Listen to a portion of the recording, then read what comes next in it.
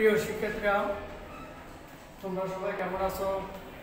আশা করি করোনাকালীন সময় তোমরা সবাই ভালো আছো, সুস্থ থাকো, এটাই কামনা করি। আজকে আমি একটি ক্লাস দিচ্ছি নবম ও দশম শ্রেণীর বিষয় পদার্থবিজ্ঞান, অধ্যায় হলো ষষ্ঠ, বস্তুর উপর তাপের প্রভাব। অর্থাৎ কোনো বস্তুর উপর তাপ প্রয়োগ করলে কী কী ঘটনা ঘটে সাবটাপ হয়েছে এটা। যেমন বিভিন্ন বস্তুর উপর তাপ প্রয়োগ করলে, তরল বস্তুর উপর তাপ প্রয়োগ করলে এবং বায়ু বস্তুর উপর তাপ প্রয়োগ করলে কী কী ঘটনা ঘটে এগুলো আমরা এই সাবটারা জানি। তো এখানে আমরা যেমন আলফা, বিটা, গামা এই তিনটা রাশি জানি। তিনটারে বলা হয়, প্রথমটারে বলা আলফারে বলা দৈর্ঘ্য প্রসারণ সহগ, বিটারে বলা হয় ক্ষেত্র প্রসারণ সহগ, গামারে বলা হয় আয়তন প্রসারণ সহগ। এখন আমরা এই চ্যাপ্টারে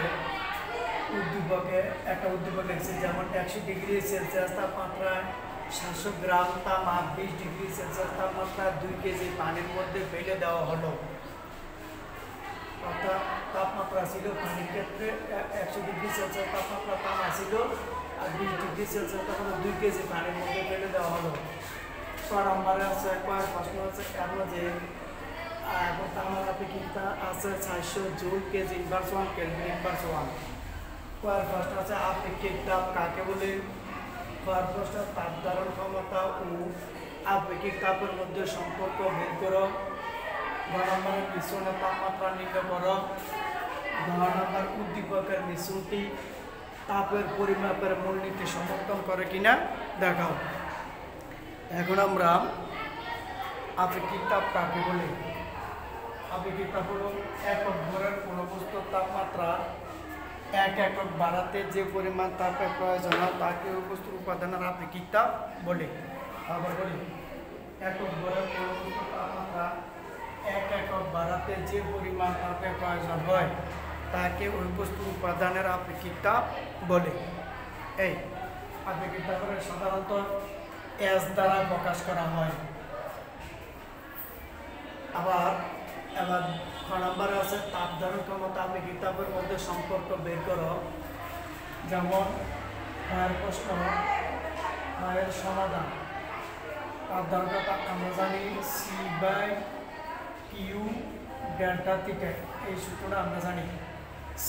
সি হয়েছে তাপ ধারণ ক্ষমতা, আর কি হয়েছে তাপের পরিমাণ, আর ডেল্টা থিটা হয়েছে তাপমাত্রা পার্থক্য। এবার আবার আমরা আরেকটা জানি, এটা এখন দিই, আমরা আরেকটা জানি Q = ms ডেল্টা থিটা, এইটাও জানি। ঠিক আছে, এটা দিয়ে 2 নং। এবার 2 নং হতে পাই, 2 নং হতে আমরা কি পাবো যদি বার করি Q by delta theta = ms দেখা যায়, তাই না? ms দেখা যায়। আবার এটা আমরা এখানে মান বসে 1 নম্বরতে Q বাই ডেল্টা পরিবর্তে দেখা যায় CSM, তাইলে S = C/m। এটা আপেক্ষিক তাপ ও তাপ ধারণ ক্ষমতা সম্পর্ক সমীকরণ। ঠিক আছে,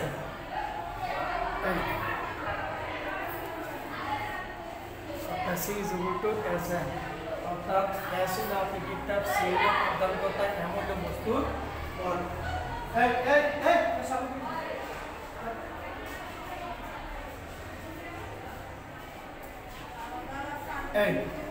অর্থাৎ C = Sm।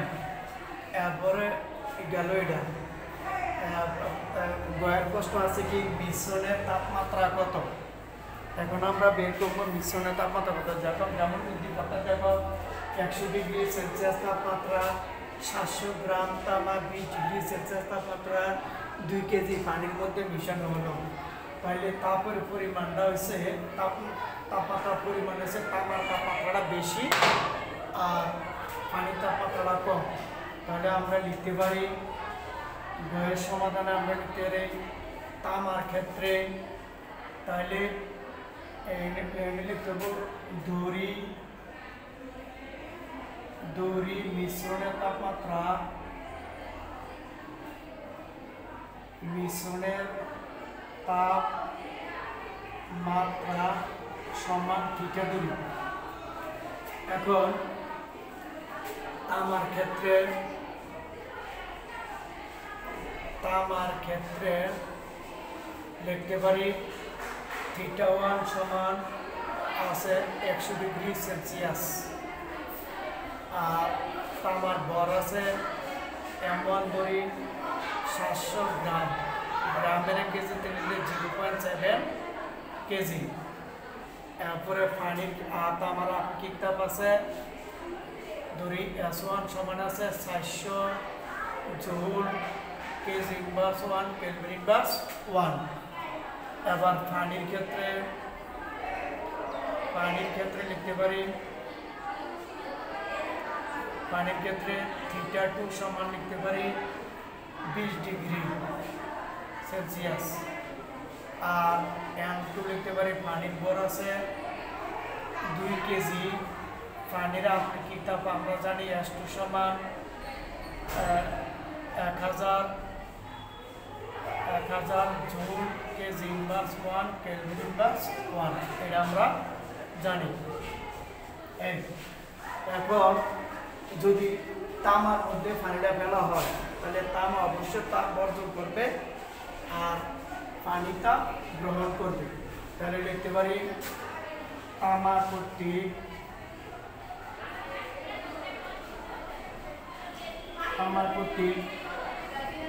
বর্জিত তাপ Q1 = M1 S1 100 minus theta, অর্থাৎ 100 ডিগ্রি থেকে মিশ্রণ তাপমাত্রাটা বাদ যাবে। তাহলে আমরা এবার লিখতে পারি Q1 = M1 এর মান 0.7 ইন্টু S1 এর মান 400 ইন্টু লেখা যায় 100 মাইনাস থিটা। এবার পানি কর্তৃক গৃহীত তাপ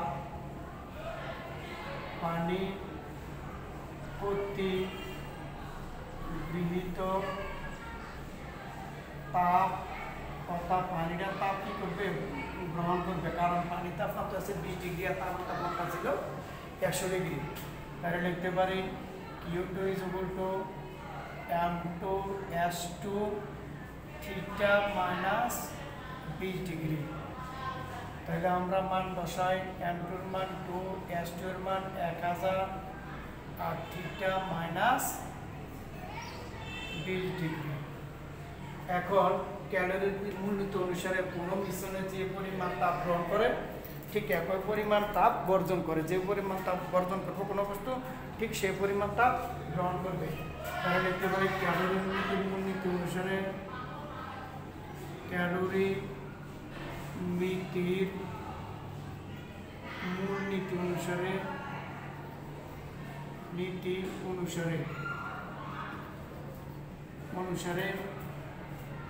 Q1 = Q2।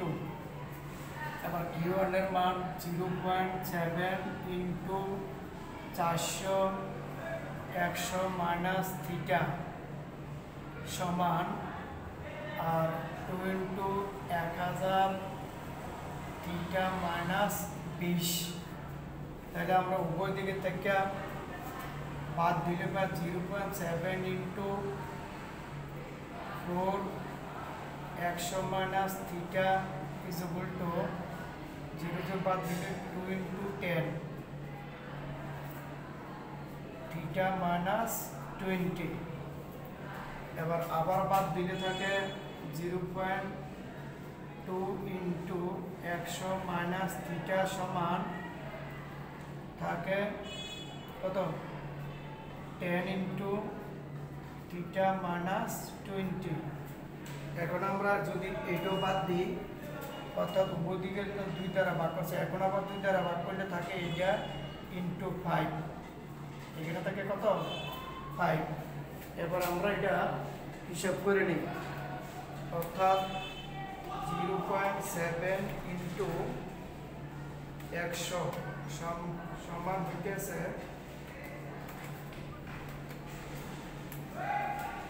0.7 ইন্টু ইন্টু 100 হইতেছে 70, তাহলে 70 মাইনাস থিটা ইন্টু 0.7 সমান সমান 5 থিটা মাইনাস 5 বিশে 100। এবার আমরা কি করতে পারি, তাইলে এটা এদিকে গেলে এটা যদি এদিকে আসে plus 100 equal 5 theta plus 0.7 theta.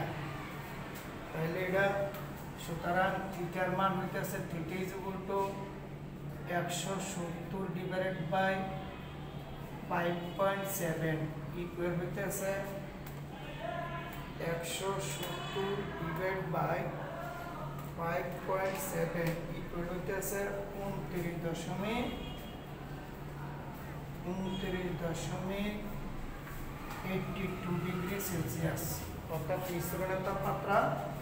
তাহলে আমরা কি পেলাম, অর্থাৎ মিশ্রণের তাপমাত্রা আমরা ধরে নিয়েছি থিটার মান এত, তাহলে থিটার মান মিশ্রণের তাপমাত্রা পাইলাম আমরা কত 29.82 ডিগ্রি সেলসিয়াস। এ হলো গয়ের সমাধান। এখন আমরা দেখো উদ্দীপকের মিশ্রণটি তাপ পরিমাপের মূলনীতি সমর্থন করে কিনা এটা আমাদের বের করতে হবে। তা আমরা একটু রিভাইজ দিই। দেখো তামার তাপমাত্রা ছিল 100 ডিগ্রি সেলসিয়াস, পানির তাপমাত্রা ছিল 20 ডিগ্রি সেলসিয়াস। অর্থাৎ তামা অবশ্যই পানিকে তাপ বর্জন করবে, আর পানি তামা কর্তৃক তাপ গ্রহণ করবে। তাহলে তামা কর্তৃক ধরে নিয়েছে মিশ্রণের তাপমাত্রা থিটা, তামা কর্তৃক বর্জিত তাপ আমরা মূল সূত্রটা জানি কি, Q1 is equal to Q is equal to ms delta theta, এটা আমরা জানি। থিটা হচ্ছে তাপমাত্রা পার্থক্য আর বস্তুর আপেক্ষিক তাপ বস্তুর ভর। তামা কর্তৃক বর্জিত তাপ M1 is equal to S1 100 minus, অর্থাৎ 100 ডিগ্রি তাপমাত্রা কি পরিমাণ তাপ বর্জন করবে, এটা আমরা 100 থেকে মিশ্রণের তাপমাত্রাটা বাদ দেব। আর পানি কর্তৃক গৃহীত তাপ যে তাপটা গ্রহণ করছে এটা আবার পানির তাপমাত্রাটা বাদ দেব। তো ক্যালোরিমেট্রি মূলনীতি অনুসারে Q1 is equal to Q2 এটা আমরা জানি। এরপরে দুইটা সমীকরণ ইকুয়েশনে বসানোর পরে আমরা ক্যালকুলেশন করে কত পাইলাম, থিটার মান পাইছে 29.82 ডিগ্রি সেলসিয়াস, অর্থাৎ মিশ্রণের তাপমাত্রা এত। এরপরে দেখো আমাদের বলছে উদ্দীপকের মিশ্রণটি তাপ পরিমাপের মূলনীতি সমর্থন করে কিনা এটা বের করতে বলছে। তাহলে আমরা লিখি, আমরা লিখতে হবে গহতে প্রাপ্ত গয়ের সমাধান গণন হতে মিশ্রণের তাপমাত্রা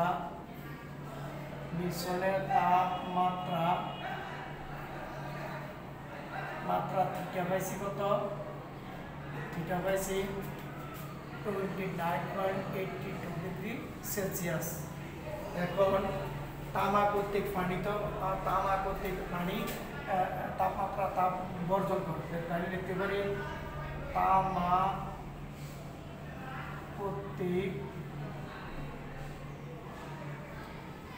কর্তৃক বর্জিত তাপ Q1 is equal to M1 যেটা আমরা ঘরের মধ্যে লিখেছিলাম M1 S1 ডেল্টা থিটা, অর্থাৎ ডেল্টা থিটা ছিল 100 মাইনাস থিটার মান কত হয়েছে 29.82। আবার M1 এর মান ছিল 0.7 ইন্টু S1 এর মান ছিল আমরা কত 400 ইন্টু, এবার এটা আমরা বিয়োগ করে দেই, বিয়োগ করলে আমাদের কি দাঁড়ায়, অর্থাৎ 100 মাইনাস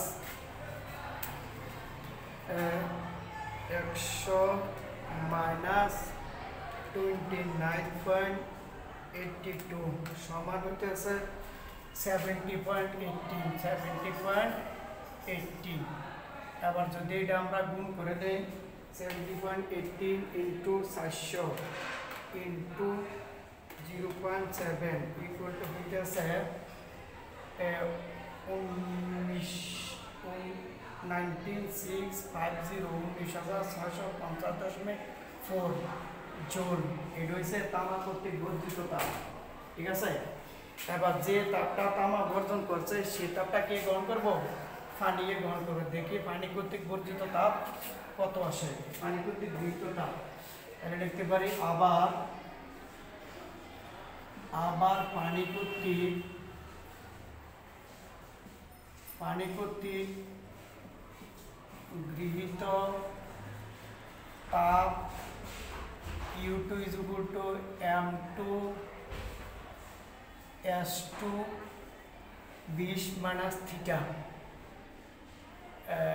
100 মাইনাস থিটা তাহলে 20 মাইনাস থিটা মান 29.82 M2 এর মান ফাইসি কত 2 ইন্টু 1000 ইন্টু এটা বিয়োগ করলে কি বের হয় মাইনাসের বিয়োগ করলে 9.82 আবার আমরা হিসাব করে নিই তাহলে কি দ্বারা দেখি যেমন 9.82 ইন্টু 1000 ইন্টু 2 তাহলে হচ্ছে 1960.50 জুল। এই তাহলে আমরা কি বুঝতে পারলাম অর্থাৎ তামা কর্তৃক যে পরিমাণ তাপ বর্জন করছে পানি কর্তৃক সেই পরিমাণ তাপ কি গ্রহণ করছে। তাহলে লিখতে পারে সুতরাং Q1 is equal to Q2 অর্থাৎ যা ক্যালোরিমিতির মূলনীতি সমর্থন করে। এই মিশ্রণের তাপমাত্রাটা তাইলে উদ্দীপকে মিশ্রণটি কি তাপ পরিমাপের মূলনীতি সমর্থন করছে কিনা আমরা গাণিতিকভাবে দেখতে পাবো। তামা কর্তৃক যে পরিমাণ তাপ অর্জন করছে পানি কর্তৃক সেই পরিমাণ তাপ গ্রহণ করছে, অবশ্যই এটা ক্যালোরিমিতির মূলনীতি সমর্থন করে। এখানে আমি আমার ক্লাস সমাপ্ত করলাম। সবাই ভালো থাকো, সুস্থ থাকো, সবাইকে ধন্যবাদ।